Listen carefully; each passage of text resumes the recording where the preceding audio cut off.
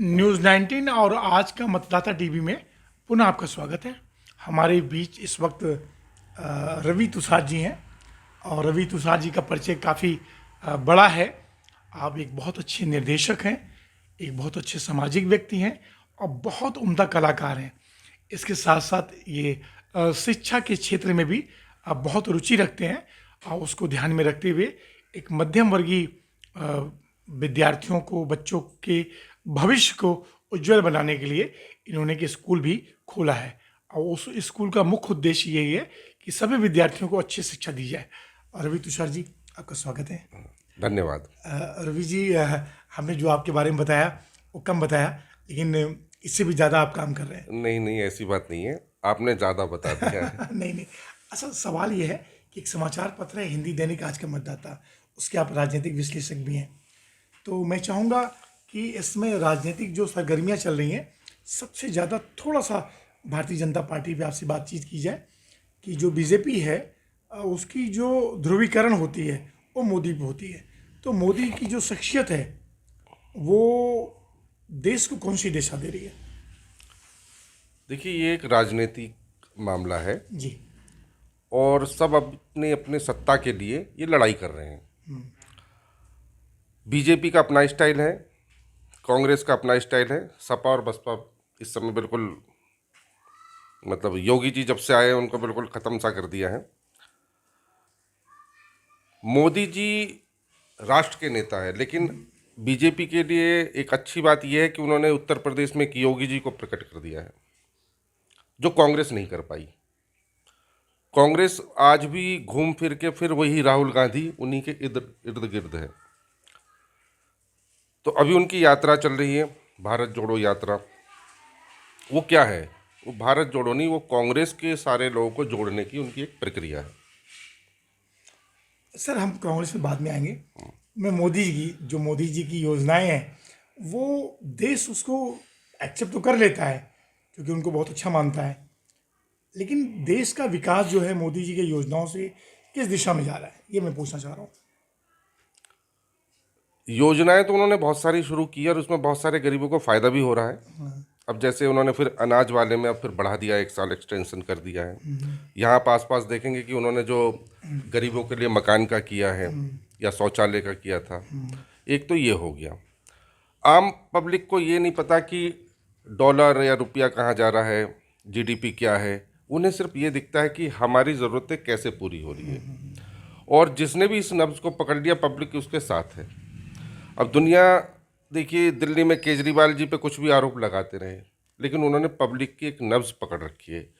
BJP का यही है कि उन्होंने एक नब्ज़ जो पकड़ रखी है ना, उसे वो दूसरे उसको नहीं पकड़ पा रहे हैं। दूसरी पार्टियां नहीं पकड़ पा रही है, वो कुछ ऐसा नहीं दे पा रही। वही घिसी पिटा उनका जो राग होता है उसी पे वो चल रहे हैं। जो आज से 20 साल पहले राजनीति थी उसी राजनीति पे चल रहे हैं। वो नई चीज़ कुछ ला नहीं पा रहे। तो मोदी जी की योजनाएं के बारे में मैं क्या बोल सकता हूँ? जब तक उनको वोट मिल रहा है तो वो अच्छा ही मानी जाएगी। जिस दिन वोट मिलना बंद हो जाएगा उस दिन ये मानी जाएगी कि चलिए सर, बस अभी 2 महीना क्या बिल्कुल नज़दीकी आ गया है, नगर निगम का चुनाव होना है 2022 गाजियाबाद में। तो क्या लगता है कि आपको नगर निगम में जो एक मेयर चुना जाता है या जो पार्षद चुना जाता है, क्षेत्र का विकास को ध्यान के रख के मतदाताओं को कैसा पार्षद या कैसा मेयर चुनना चाहिए? देखिए यहाँ क्या हो रहा है, जहाँ हम बैठे या बहुत सारी जगह फिर वही आ गया सिंबल। बहुत सारे वोटर ऐसे हैं उनकी नाली बेकार हो जाए, गली बेकार हो जाए, सब बेकार हो जाए, सड़क बेकार हो जाए, सड़क बेकार हो जाए, वो ये आने वाले नेताओं के सामने कोई चुनौती पेश नहीं करते हो कि भाई इस पार्टी से तो हमें सब वोट देना है। इस वजह से आधे विकास कार्य पूरे नहीं हो पाते। वो जो सभासद होते हैं उनके दिमाग में एक ही बात होती है कि भाई चापलूसी करके एक बार टिकट ले आओ, हमने बीजेपी का टिकट ले लिया, यहाँ बीजेपी के वोट है, काम हो ना हो कोई मतलब नहीं, हम जीत जाएंगे। ये बसपा का है, ये सपा का है। तो ऐसा नहीं होना चाहिए, ऐसा नहीं होना चाहिए और ऐसा ही हो रहा है। आप देखिए कि गाजियाबाद का नंबर स्वच्छ में बहुत सारा आ रहा है, लेकिन आप अंदर की ग्राउंड रिपोर्ट देखेंगे तो बिल्कुल बेकार है।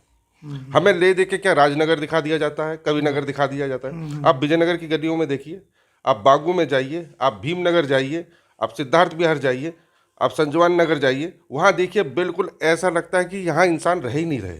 तो जो बागू है इसका वार्ड 1 आता है, तो वहाँ पे बुनियादी समस्याएं क्या क्या हैं रवि जी? एक तो कूड़ा जो नालियों में भर जाता है और उसके वजह से नालियां बंद हो जाती तो पूरे गलियों में पानी भर जाता है। सभासद यहाँ के सीवर यहाँ अच्छी तरह काम नहीं कर नहीं कर रहा। नालियों में आप हर हफ्ते में आके देखिएगा, यहाँ कूड़ा बिल्कुल ऐसा भर जाता है और पानी जो है ओवरफ्लो होकर रोड पे आ जाता है। और बुनियादी जो सुविधाएं हैं यहाँ कुछ भी नहीं है, सड़क खड़ंजे कुछ भी नहीं है, पार्क वगैरह कुछ कोई भी चीज़ें कुछ भी नहीं। आप देख लीजिए, पार्क भी ऐसा है, सिर्फ राजनीति, जब चुनाव होने वाले अभी ये यहाँ एक नंबर पे है वो अब उसका गेट बनाया है। 5 साल में गेट नहीं बना, अब वो गेट बनाया बना है। है। और यहाँ के वर्तमान पार्षद कौन है? यहाँ के द्रौपदी देवी है जो बसपा से हैं। आप मोहल्ले में और यहाँ पता कर लीजिए, लोगों ने शायद उन्हें देखा भी ना हो। देखा भी नहीं हो। उन्हें क्या काम किया विकास हाँ का, हाँ वो हाँ, दिखाई दे रहा है। गलियों की हालत बिल्कुल बेकार हो रही है। सबसे ज्यादा यहाँ एक नगर निगम, यहाँ कोई कूड़ा उठाने नहीं आता, आप अपनी मर्जी से जहाँ भी फेंक दोगे, बस वही कूड़ा घर बन गया। उसकी गाड़ियाँ नहीं आती हैं। नहीं आती है। अच्छा, यहाँ पानी वगैरह के लिए जो नगर निगम की पानी सप्लाई है वो है या समरसीबल वगैरह लगाना पड़ता है? पानी की सप्लाई कहाँ है यहाँ पर? अभी वैसे पाइपलाइन कुछ सरकार के उसमें बिछे हैं, लगाया गया है, लेकिन पानी वैसे और किसी से नहीं है। आपका समरसीबल ही है, आप समरसीबल लाएंगे तो पाएंगे। तो फिलहाल इस पूरे क्षेत्र में बहुत काम करना बाकी है क्योंकि वर्तमान पार्षद ने नहीं किया। तो मतदाताओं से क्या अपील करना चाहेंगे? ऐसा पार्षद चुने जो कम से कम क्षेत्र का विकास तो करे। जी, क्षेत्र का विकास क्या, हमें एक तो अपने बीच का ऐसा आदमी चुनना चाहिए जो कर्मठ हो, काम कर सके। ऐसा नहीं कि हमने उसका चेहरा देखा और उसको बना दिया।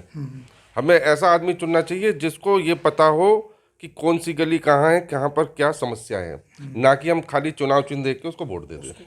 कितनी आबादी होगी यहाँ की? आबादी तो यहाँ हजारों में है मेरे ख्याल से। ये जो लाइन पर क्षेत्र का ये जो है, इसका जो वोटर है वो 9-10 हजार के ऊपर है वाड़े की। हाँ, और आबादी ज़्यादा होगी। हाँ, आबादी ज़्यादा। आबादी ज़्यादा। तो फिलहाल आपका ये कहना है कि भाई कम से कम इस क्षेत्र में जो मतदाता है वो सिंबल ना देखे, व्यक्ति को देखे, व्यक्ति विकास कार्य को कैसा कर पा रहा है उसके हिसाब से। आप अभी बाहर देख के जो डूडा के बने हुए लाल क्वार्टर, आप इनको देखिए, सबसे ज्यादा स्थिति इनकी खराब है। और शायद यहाँ से नरेश जाटव जी पार्षद है, ये लोग जब जाते हैं वो कहते हैं भगा देते हैं। वो मतलब वो जनता की बात सुनते भी सुनते नहीं है, वो भगा देते हैं। अब ये क्या करेंगे? देखो इनका जो एक पॉलिटिक्स क्या होती है, इस बार यहाँ से हो गए, अब ये यहाँ से खड़े नहीं होंगे, ये बाट बदल लेंगे। नहीं, वार्ड बदल देंगे।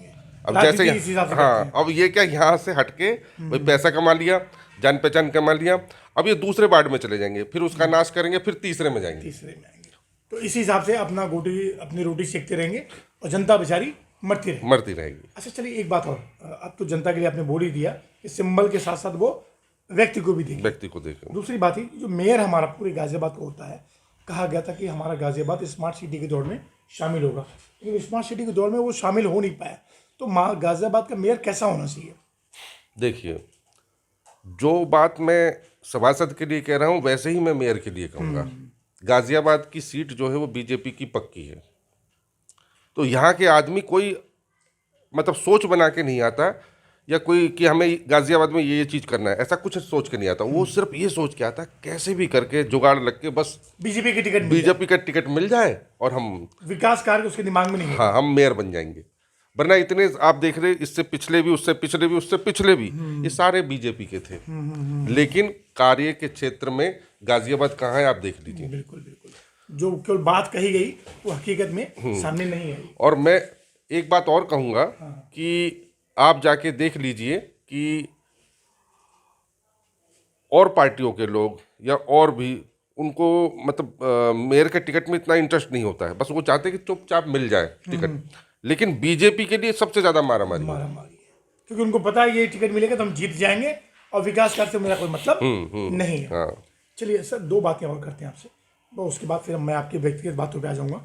योगी जी की सरकार है, योगी जी की कार्यशैली, और ख़ास तौर से उन्होंने गाजियाबाद को एक कमिश्नरी का रूप का दर्जा दे दिया है। तो क्या उसे लॉ एंड ऑर्डर पे कमिश्नरी बन जाने से फ़र्क पड़ेगा? बिल्कुल, कमिश्नरी ऑर्डर से ये फर्क पड़ता है। जैसे अब नोएडा है, नोएडा में देखिए कि क्राइम का ग्राफ बिल्कुल गिर गया था, अभी भी है। और ऐसे ही गाजियाबाद में क्या, फिर संसाधन बढ़ जाएंगे। काम का एक क्षेत्र बढ़ जाएगा, तरीका बदल जाएगा। तरीका बदल जाएगा। मतलब जो डिपेंडेंसी होती थी पहले डीएम के ऊपर, एसएसपी डीएम के मातहत ही होता था, अब एक उनको एक अलग अधिकार मिल जाएगा। अलग अलग अधिकार मिल जाएगा और उनका ध्यान फिर फोकस जो रहेगा वो क्राइम को खत्म करने पे रहेगा। हाँ। बेसिकली क्या है, गाजियाबाद की प्रॉब्लम बहुत पहले से ही क्राइम रहा है। ये जो एनसीआर में गाजियाबाद हुआ, नोएडा हुआ, क्योंकि ये एकदम से ऐसे शहर थे, हॉट सिटी बन गए। हॉट सिटी बन गए तो यहाँ उद्योगपति आए तो क्राइम भी आ गया, है ना। तो गाजियाबाद के लोगों के लिए सबसे अच्छी चीज यही होनी चाहिए कि उनका क्राइम पे कंट्रोल हो जाए। कंट्रोल हो, तो योगी जी के इस कार्यशैली से क्राइम कम होगा। हाँ, और लॉ एंड ऑर्डर कैसा है अभी तक योगी जी का, अरे उनका तो जवाब नहीं है। जवाब इसलिए नहीं, वो तो बुलडोजर बाबा है, बुलडोजर बाबा कहीं के नाम भी। से हाँ, जाते हैं, तो हर दहशत है। जो दूसरे पार्टी के भी लोग हैं, जो कट्टर दूसरे पार्टी के लोग हैं, वो योगी जी के इस शैली से सामने तो कुछ नहीं कहते, लेकिन पीछे, क्योंकि हम लोग मार्केट में ही रहते हैं, हम लोग फील्ड में रहते हैं, वो इस शैली से वो भी लोग भी खुश है कि भाई कम से कम जो बदमाश है वो इस समय डरा हुआ है। डरा हुआ आप देखिए पिछले 4-5 साल से यहाँ के जो नामी बदमाश थे, जो नंबर वन थे, आपने किसी का कोई कारनामा नहीं सुना नहीं होगा। सुना सबको। उन्हें पता है अगर कारनामा बाहर होगा, हमारे नाम से भी होगा, तो शायद बुलडोजर बाबा की निगाहें उनके घूम जाएंगी। घूम जाएंगी। ओके सर, अच्छा अंतिम सवाल ये था कि रवि तुषार जी, शिक्षा के क्षेत्र में आपको जो मतलब बहुत अच्छा सोच है, उसको बढ़ाने के लिए आप कुछ कुछ करते रहते हैं, इसीलिए आपने विद्यालय भी खोला हुआ है। तो आज के समय में जो शिक्षा है वो कैसा होना चाहिए? क्या इतना व्यावसायीकरण शिक्षा का, इतना महंगी शिक्षा देश में होनी चाहिए? देखिए, हर जगह क्या है, बिजनेस वाले घुस जाते हैं, बिजनेसमैन घुस जाते हैं, और बिजनेसमैन सिर्फ एक ही चीज़ देखता है कि कैसे पैसे को कमाया जाए, जबकि जो ज़रूरी बुनियाद है वो शिक्षा है। सरकार जो बनती है, शिक्षा हुआ, स्वास्थ्य हुआ, इन चीज़ों पे ही तो बनता है।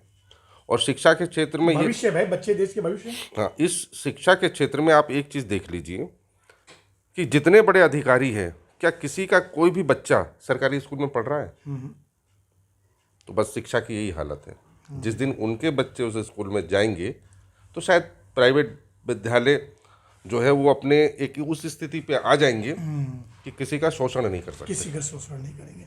बस इसके साथ मैं चाहूँगा, जो शिक्षा नीति है, क्या सरकार को शिक्षा नीति में बदलाव की जरूरत है? जैसे कि प्रैक्टिकल शिक्षा ज़्यादा हो। भाई जब आदमी स्कूल से निकलता है, मैं क्या हायर एजुकेशन की बात कर रहा हूँ, इंटर के बाद फिर वो बीए बीएससी ये सब करता है, तो कुछ उसको ऐसा प्रैक्टिकल एजुकेशन मिले रवि जी, जिससे कि उससे रोजगार पूरक हो, ये मैं चाहता हूँ।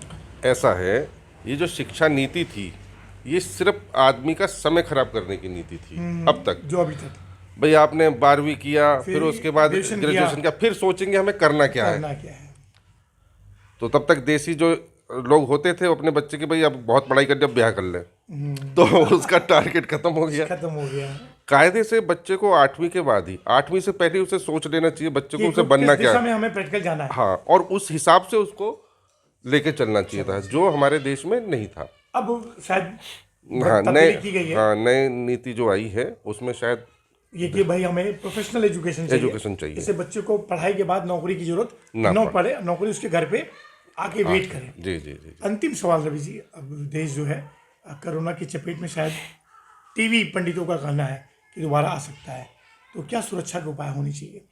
देखिए, सुरक्षा के उपाय आप कहे सरकार करेगी, तो सरकार तो अपने हिसाब से करती है, आपको स्वयं इसके लिए सचेत होना पड़ेगा। और जो सारी चीज़ें पहले हम लोगों ने देखी थी वो ना देखे, इसके लिए जितने भी उपाय बताए थे, अगर आपने डबल डोज ले लिया है तो बूस्टर लीजिए, और सबसे ज़्यादा तो वो जो है ना हमारा मास्क हुआ और हमारी दूरी, वही हमें बचाएगी। चलिए सर, मेरे ख्याल से जो हमारे दर्शक हैं इसको पालन करेंगे। अब 2023 आ गया सर, तो नए वर्ष की शुभकामना में क्या बोलना चाहेंगे? मैं आज के मतदाता के सभी दर्शकों को नव वर्ष की हार्दिक शुभकामनाएं देता हूं, और यही कहता हूं कि कोरोना से बचने के लिए बस थोड़ा सा डिस्टेंस का पालन रखिएगा। बाकी तो सब ऊपर वाला के हाथ में है। रवि जी, तुषार जी, आपका बहुत बहुत धन्यवाद। लेकिन एक बात मेरा मन में और आ रहा है कि आप बहुत अच्छे निर्देशक भी हैं, तो भविष्य में कुछ फिल्मों की योजना वगैरह है? हाँ, आपके 2023 में कुछ ना कुछ मैं ज़रूर बनाऊंगा। देंगे ऑडियंस को। हाँ, और गाज़ियाबाद में ही शूटिंग की प्लान शूटिंग बन रही है। सर आपका बहुत बहुत धन्यवाद सर, थैंक यू सर, नमस्कार। आपका भी।